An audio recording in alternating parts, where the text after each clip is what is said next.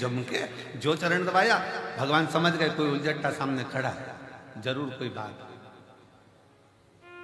लक्ष्मी जी पर भगवान ने सोचा कि आज एक नहीं दो आए हैं, सामने जाकर प्रणाम तो करूं। भगवान नारायण उठकर बैठ गए। वशिष्ठ बाबा को, विश्वामित्र जी को नमन करके बोले, कैसे आना हो? प्रश्न तप बड़ा कि शिव जी की कथा का सत्संग बड़ा।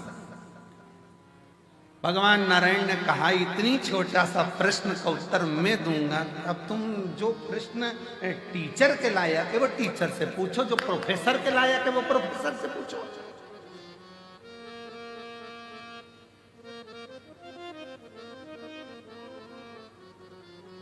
अब तुम्हें प्रश्न करना चाहिए टीचर से, तुम कर रहे हो प्रोफेसर से। इसका उत्तर तो मेरा, भगवान विष्णु ने सोचा इनसे पीछे कैसे जुड़ाऊं, तो उन्होंने कहा इसका उत्तर तो मेरा शेषनाग देगा। अब शेषनाग 1000 फण से, लाखों आंखों से शेषनाग भगवान नारायण को देख रहे, प्रभु मुझे उलझा दिया, मुझे।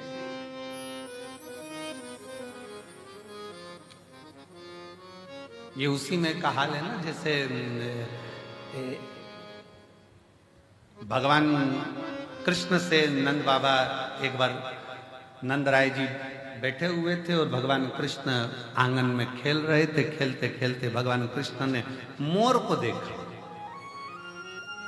मोर देखते से ही नंद बाबा के पास में आके उनकी गोदी में बैठ गए। देखते से ही बोले, कितना सुंदर है ना बाबा।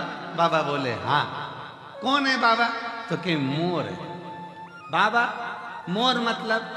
बाबा ने कह दिया ये दूल्हा है। तो बाबा इसकी दुल्हन कहाँ है? बाबा ने कभी आएगी। थोड़ी देर बाद मोर नहीं आ गई तो कि दुल्हन। बाबा आप दूल्हा हैं? हाँ। यशोदा मैया दुल्हन? हाँ। बाबा मैं दूल्हा कब बनूंगा? तो तुरंत नंद बाबा ने मोर का पंख उठा के कन्हैया की चोटी में लगा दिया, तो आज से दूल्हा। अब एक दिन कन्हैया जी दूल्हा तो बन गए। थोड़ी देर बाद भगवान नंद बाबा के पास जाकर बोले, बाबा। बाबा बोले, क्या है? दूल्हा तो बन गया, दुल्हन? नंद बाबा ने कहा, बेटा अब इतना सा कन्हैया 5 साल का, वो तेरी बुआ आएगी ना, वो तेरे लिए दुल्हन लेके आएगी। अब बुआ तो राखी लाती थी, दुल्हन कब से लाने लगी? बुआ आएगी वो दुल्हन लाएगी। अब कन्हैया इंतजार करता करता करता, बच्चों को बहुत याद रहता है। हम बड़े भूल जाएंगे पर बच्चे याद रखेंगे, क्योंकि मम्मी ने कहा था बुआ आएगी तो ये लाएगी। तो बच्चा जैसे ही बुआ का इंतजार करता, त्योहार पे बुआ आई और बच्चे तैयारी में बैठे, क्या लाए बता। बच्चों को अगर बहुत याद रहता है। अब जैसे बुआ आ रही थी, इतने में एक दिन पहले कन्हैया ने फिर कह दिया, बाबा दुल्हन। बाबा बोले, तेरी बुआ लाएगी। अब सुनंदा जी छकड़े में बैठकर आ रही और कन्हैया सवेरे से उठकर तैयार वैयार होके दरवाजे पर बैठ गया। यशोदा मैया ने आवाज लगाई, लाला कुछ कलेवा कर लो, कुछ पालो। लाला बोले, अब तो उसी के साथ खाऊंगा।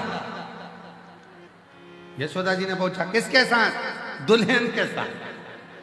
नंद बाबा से यशोदा जी ने पूछा, कहाँ की दुल्हन?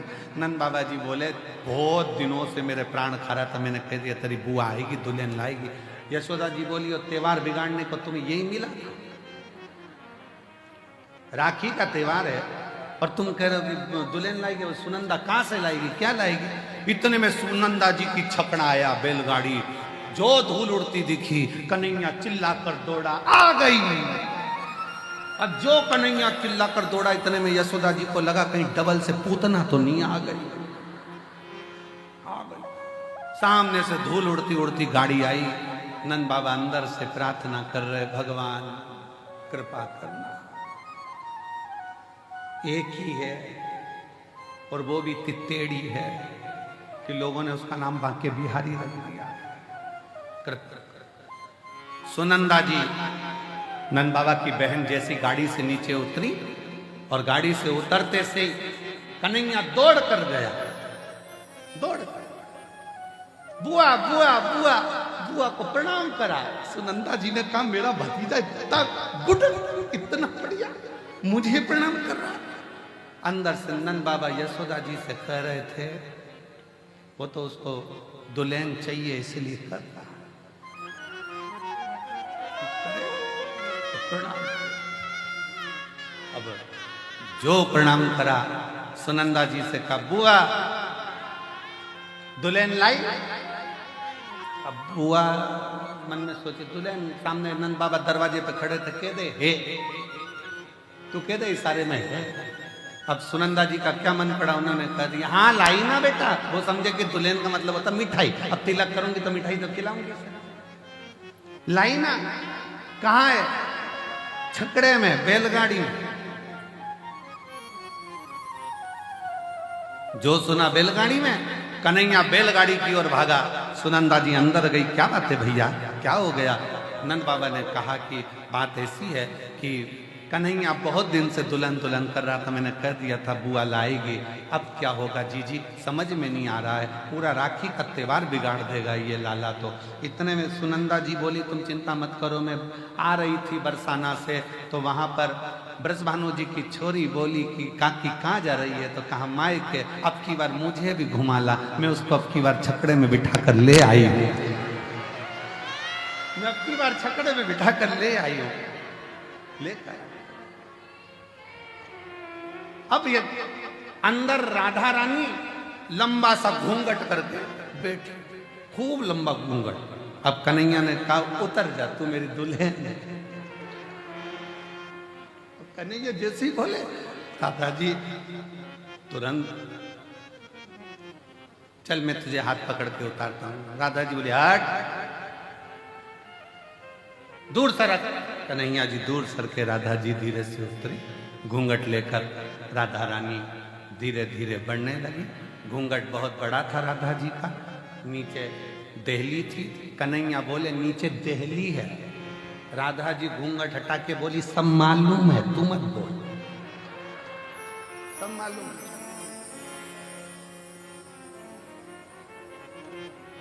यशोदा जी ने जो राधा जी का स्वरूप देखा, देखते ही राधा जी से हाथ जोड़कर यशोदा जी कहती हैं अच्छा हुआ तू आ गई, त्योहार अच्छे से हो जाएगा।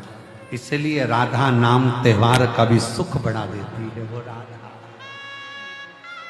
राधा है त्योहार का।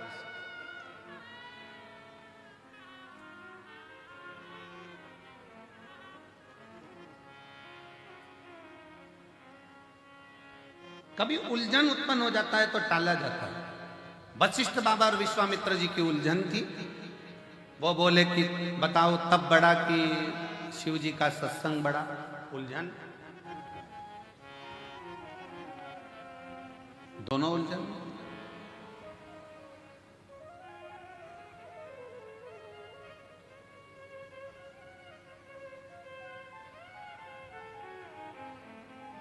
अब बाबा ने कह दिया शेषनाग बताएगा। शेषनाग जी के मन में आया क्या बताऊं इनको।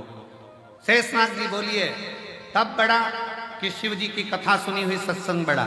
शेषनाग जी ने कह दिया वशिष्ठ बाबा विश्वामित्र जी मेरे सिर पे रखी पृथ्वी, वजन बहुत तेज लग रही है, तुमने तप करा है, एक ने सत्संग करा है, तुम अपना अपना पुण्य देकर पृथ्वी को रोक लो, तब मैं बताऊंगा कि कौन बड़ा। विश्वामित्र जी ने कहा इतनी सी बात, मैंने इतना तप करा है। विश्वामित्र जी ने कहा मैंने अपनी जिंदगी में जितना तप करा सारे तप का फल देता हूं पृथ्वी, तो रुक जा। पृथ्वी नहीं घूमती रही शेषनाग जी के खंड पर, नहीं रुकी। तब वशिष्ठ बाबा से कहा गया आप रोको। वशिष्ठ जी ने कहा मैंने जो शिव पुराण श्रवण करी